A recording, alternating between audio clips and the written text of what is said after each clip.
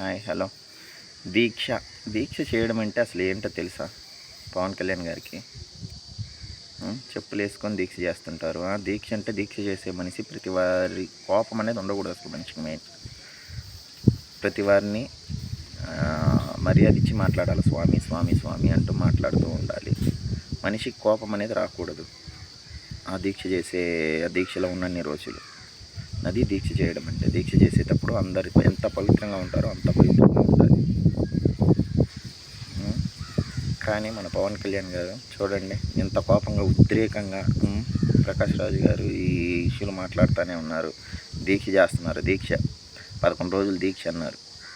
దీక్షలో భాగంగా లడ్డు అపవిత్రమైపోయిందని చెప్పేసి ఇక్కడ మన విజయవాడలో దుర్గమ్మ గుడి ఉంది చూడండి, మెట్ల ఎంత పూజ చేస్తూ ఉన్నారు. ఓకే, దాని గురించి అయితే ఓకే చేస్తున్నారు. ఓకే, లడ్డు జోలికి వస్తే ఎవరినైనా వదలను అని బెదిరిస్తున్నారు. ఆడ విషయం బయట పెట్టండి. సిబిఐ ఎంక్వైరీలు వేసినారు కదా, అసలు ఏం రిపోర్ట్లు వచ్చినాయి, దాని మీద ఏం ఇష్యూలు బయట పెట్టినాయి, ఇప్పటికైనా వాళ్ళు చెప్పిన ఇష్యూలు అనేది మీకు చెప్పండి. చెప్పకుండా దాచేస్తున్నారు.